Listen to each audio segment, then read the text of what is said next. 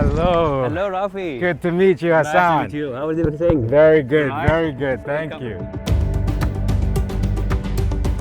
This feels like Canal Street in New York. You can buy anything you want.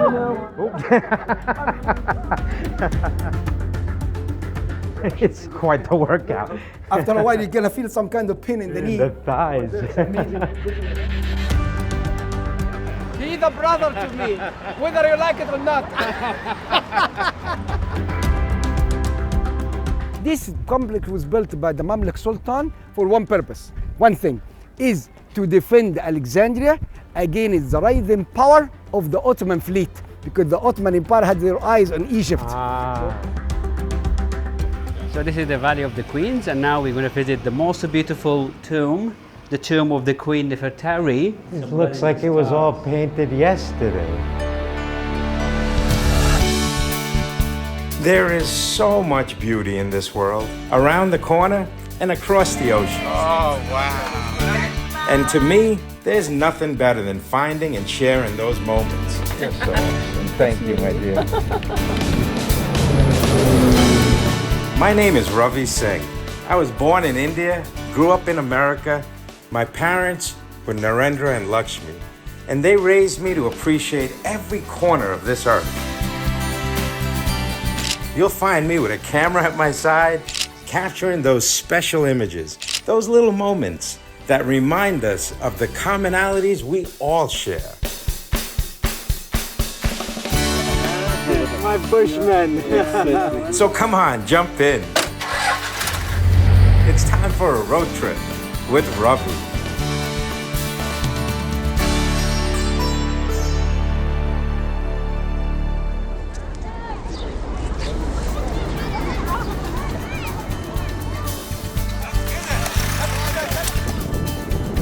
Egypt is the culmination of more than 6,000 years of history.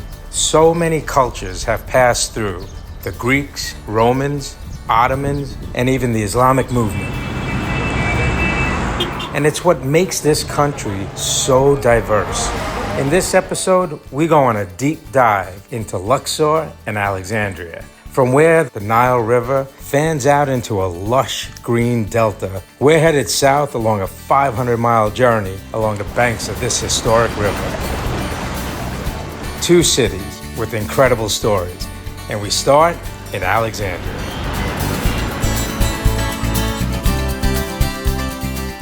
As you're driving in the city of Alexandria, you see the blue of the Mediterranean right there. It's a beautiful scene. And something you imagine Alexander the Great was stepping maybe right where I'm stepping today. And that is a pretty amazing feeling.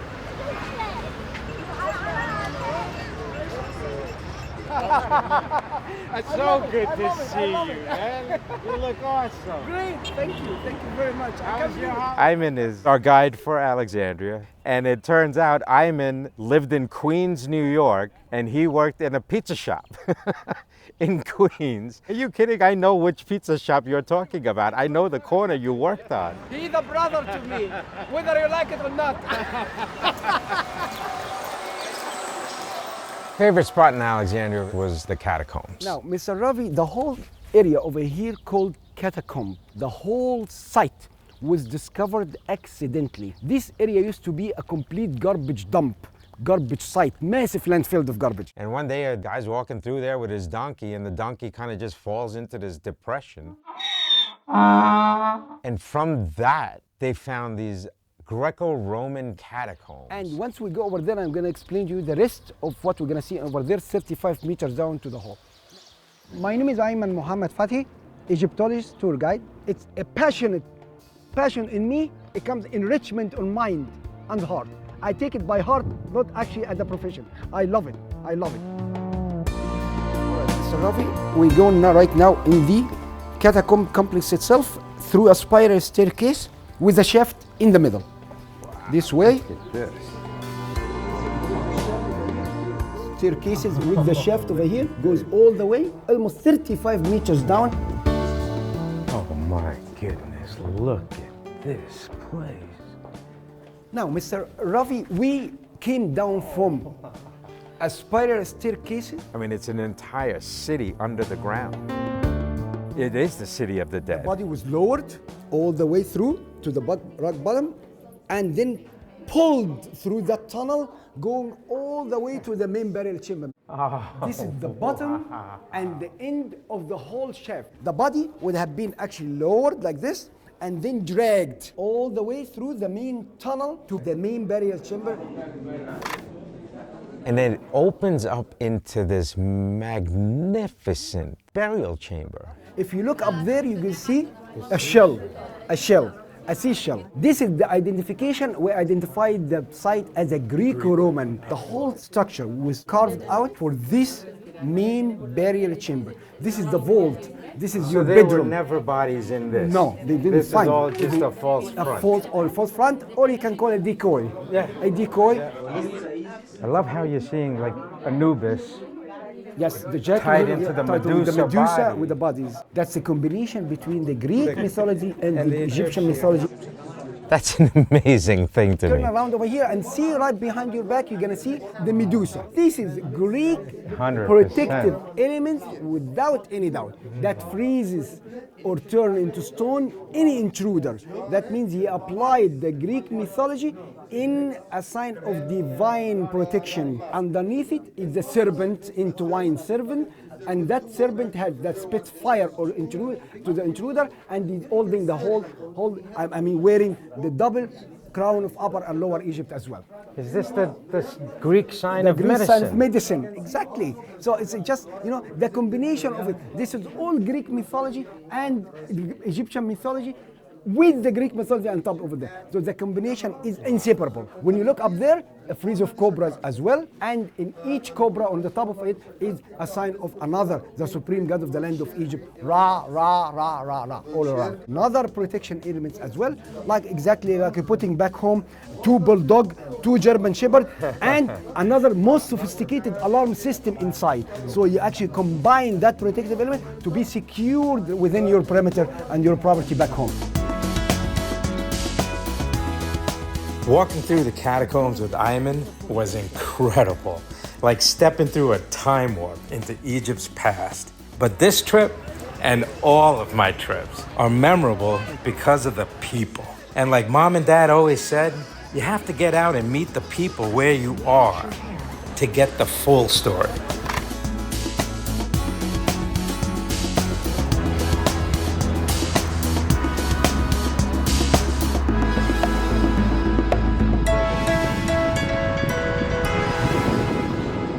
Good morning.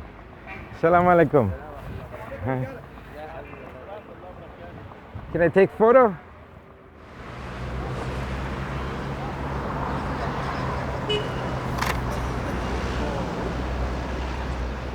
What are you using for bait? جمبري. Shrimp. جمبري. Lambari. جمبري صغير. Oh, nice. شرغوش. Shergoose. شرغوش. Oh, nice. How big do those get? Oh, wow. What other kinds of fish do you catch here? كده يعني دينيز. بس الشهر الجاي دي تكبر يعني تبقى أحسن. شهر 5 بيبقى أحلى الصيد يعني. In May. Oh, okay.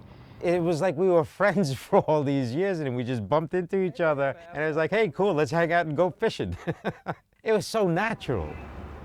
Oh, you caught one. صغير. Oh, oh, but that's a different kind of fish. بطاطا دي بطاطا. Patata. Oh, he's very small. Too small. بس طعمها حلو يعني. لا حلوة. Oh, you do? أوه جميلة. All right. Can I try one time? ارميها لك أنا؟ Yeah.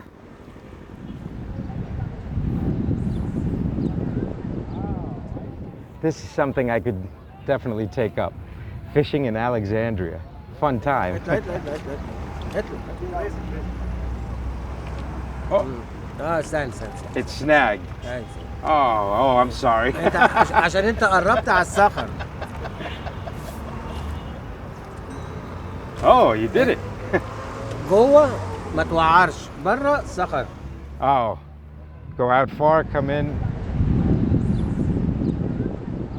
Well, Mozad, I want to thank you very much for enlightening me on your world here in Alexandria and fishing. I wish you all the best. Shukran. Thank you so much. You have a very good day. We'll see you later. It's like Dad always said, meeting people like Mossad is the true gift of travel. To spend time with the locals, to appreciate their world, but also discover the commonalities that we all share. Building that was built to house 3,000. Now, it's time to rejoin Ayman and explore the fort that's been protecting Alexandria for more than 5 centuries.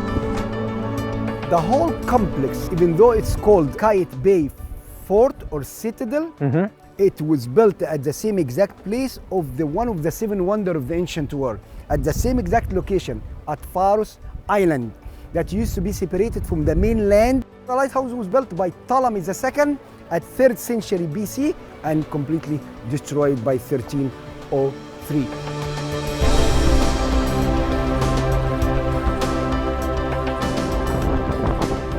This complex was built by the Mamluk Sultan for one purpose, one thing, is to defend Alexandria against the rising power of the Ottoman fleet, because the Ottoman Empire had their eyes on Egypt. Now we're actually entering over here the main complex. This is original floor that's actually made of marble and mostly, and decorative is geometrical design. If you look at the top over here, you can see actually aperture or opening, octagonal kind of site. This is the site where the soldier used to actually stand over there, eight-sided, and lifting up the material used to be accumulated and over there. And instead of being carried on the shoulder all the way up, that actually will be in a hasty manner to be lifted over by ropes and by pockets over there as well. Either ammunition or food supplies or whatever they want to lift up, they actually will be much easier because there's eight people doing the same exact thing at the same exact moment. So it's a much faster and hastier way. It's 2,500 years of a history you can see and touch, and it's layered right there as you walk. Oh, it's quite the workout. After a while, you're gonna feel some kind of pain in the knee. The thighs. Amazing. And here we're standing in front of a maquette or a model of the whole complex. This minaret not anymore in existence, it doesn't exist anymore. It was demolished and destroyed by the British invading Egypt, bombarded the citadel. 68% of the fort was completely destroyed by the cannons of the British fleet at 1882. And there's 3 soldiers, one down here, and one here, and one there, lying down in their back, and they're shooting at the enemy, just in case. Look at that. Yes. Look at this is actually wow. Yeah. Look at the depth. Even you hold this for me. Yes. This look at the depth. Wow, that's very bold. Okay, you want to try to get the angle right. My legs and butt are getting a good workout. Where the soldier used to be inspecting and watching over the enemy from the east, north, and west. Open sea. That is beautiful. Look at the breeze. Look at that. Look at that. And here is the ships going to. Look at the mega ships over there. Going to the port.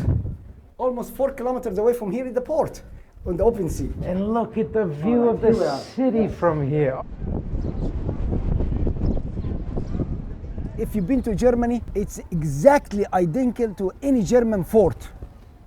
Really? Any German fort. Not a citadel, but any German fort for military purposes was built and designed exactly the same till 15th and 16th century AD. And why is that? Yes, you got me the answer question. First of all, the Mamluk Sultan fought some Germanic tribes. That's why it is a resemblance and replica of the ancient or old forts or citadel of German and Italy and so on and so on. That's why it has the design of European style. That was built to house 3,000 soldiers and it could be self-sustained without any outside help for 6 months. The well and with a grinder for wheat and barley to be crushed. So you made bread, you're good. And massive supplies as well. Massive supplies of storages. They thought of everything. Every time you turn the corner here, it's more incredible history. And I love the way Ayman tells these stories with such passion. Embedded within all around. That's so Amazing. But we've been walking up and down steps all day, and I'm exhausted and hungry. It's time to hit the open air markets in Alexandria. This feels like Canal Street in New York. You can buy anything you want in one place. Wow, look at this. Chicken, seafood. It's good eat. Take it. Oh, Number one. that's delicious. Yeah. It's good quality. What is this called? Yeah. What? Maflul. Yeah. That was good. I'm definitely not going to leave any lunch today. Wow. Onion. I could just walk around here all day. Breakfast, lunch, and dinner. Unbelievable. Okay, so I'll definitely take that. That was delicious. Chilied olives. Wow. Shukran. Shukran. Wow. I'm full. It was like mom feeding me. It's like this random place, this random lady, and she treats me like I'm her son. It was just warmth. It was just warmth everywhere. So right there.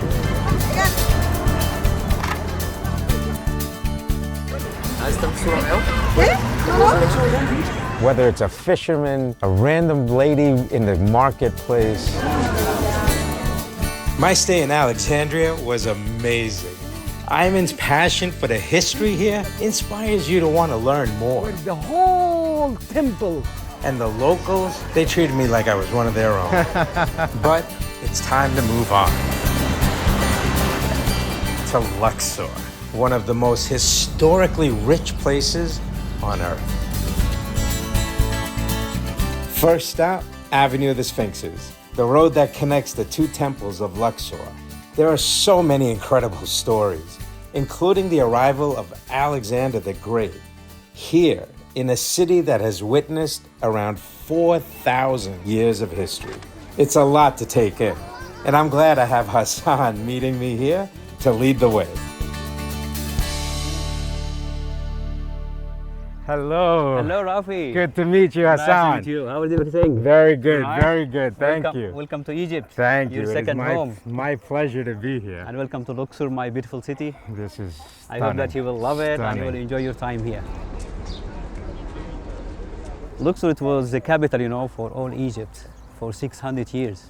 So is this what was known as Thebes? Yeah, the Greeks called it Thebes, but Oh, before I the see. ancient Egyptian name was Wasit. And Wasit. Yeah, this is a pharaonic name. And the Greeks called it Thebes, and then the Arab later called it Luxor. Luxor is Arabic word, means palaces. Maybe because of when the Arab come to this city, they found many temples, many palaces, so they called it the place of palaces. Perception of Egypt that I've seen in my experience is Giza, the pyramids. One of the most amazing things I found out on this trip is that in fact Luxor, this tiny place in fact has almost 40% of the historical sites of all of Egypt. Everyone just seems to think Egypt is the pyramids and that's it. And they're missing so much by doing that.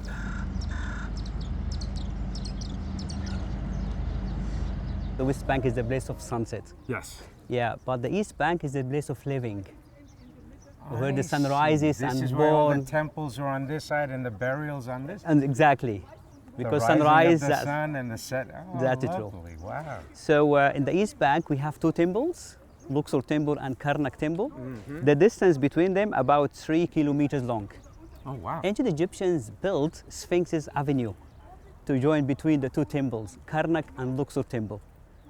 So Yeah. they were both built around the same time period. Almost the same time. So we have about 1,200 sphinxes. The people during the 18th and 19th centuries, they built their houses on top of that Sphinxes Avenue.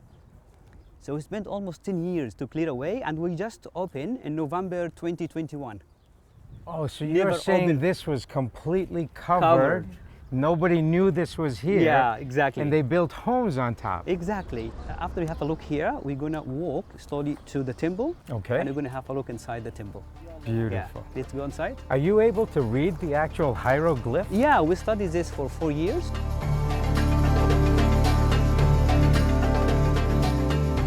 I born in a city, a small village actually, behind Karnak temple. You know, Karnak is the biggest temple in Egypt, and my house is about 200 meters far from this temple. So when I was young, I used to play inside the temple.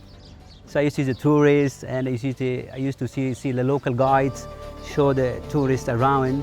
So I like to be like this guide who show the tourists around my beautiful city. So I loved this job when I was very young. So here you can see the facade of Luxor temple. The facade in the form of two high walls flanking the entrance. We call this is pylon in Egyptology. Pylon. Pylon means two high walls flanking the entrance to the temple. So that's where the word comes from. The two walls representing the pylon, okay, representing actually the two mountains. Behind them is the house of the god, which is the temple. So now we go inside the temple. We're going to see the sanctuary, and this temple was built by Alexander the Great. You know, Alexander the Great, he originally from Macedonia. And he invaded Egypt 332 BC. You know, Alexander the Great, when he invaded Egypt, he found the Egyptians strongly believe in their religious beliefs. He was very clever. He wanted to be very close to the Egyptians, not to fight. So he worshipped the same ancient Egyptian gods. He added buildings to the ancient Egyptian temples. He showed himself in the form of a pharaoh, ancient Egyptian king, wearing the same crown, the kilt, even his name. He put his name inside the cartouche using the ancient Egyptian hieroglyphics. So if you look at the figures here, look at this figure. Is Alexander the Great, okay, wearing the double crown, the nemesis dress, and the kilt, exactly like ancient Egyptian king, and he's making offerings in front of the god Amun-Ra. And look at the name here, the cartouche with the same title, the dark and the sun disk. Yeah. And the name inside the cartouche is Alexandres. Alexandres No way. is exactly like the ancient Egyptian kings.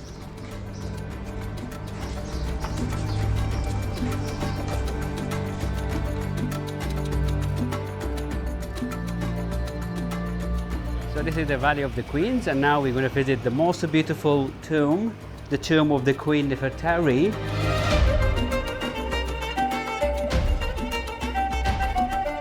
Look at this. This Look at the is colors. unbelievable. Look at the ceiling. It looks like it was all painted yesterday. Yeah, very bright colors. Let's go down to see the burial room. Oh my goodness. Wow, look at the size of this place. If you look at the scene here, very interesting scene, showing like a door here. This is one of the gates. You know the scenes inside the tombs, in the tomb of Queen Nefertari and also the tombs of the Valley of the Kings, most of the scenes talking about the afterlife, what will happen after this. And we call those scenes holy books, like Book of the Dead, Book of the Caves. So the ancient Egyptians' holy books are just scenes on the wall of the tombs of the kings and queens, talking about the afterlife, what will happen after this. And she is offering a high table. My time with Hassan was unforgettable.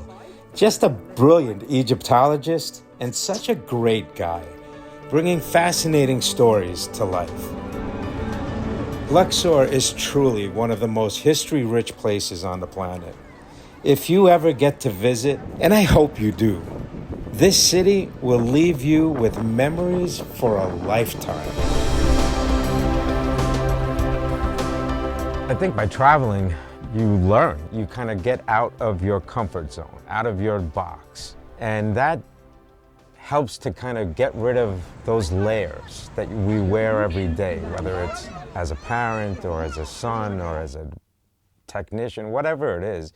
We wear all these kind of layers. And when you travel, I think it just comes naturally. Your inhibitions go away. Because you're around people who don't know you. So you don't have to be a son or a father or a technician. You just be yourself. And that seems to just bring out the natural goodness in everybody else. Very good, very good. Thank you. Welcome to Egypt.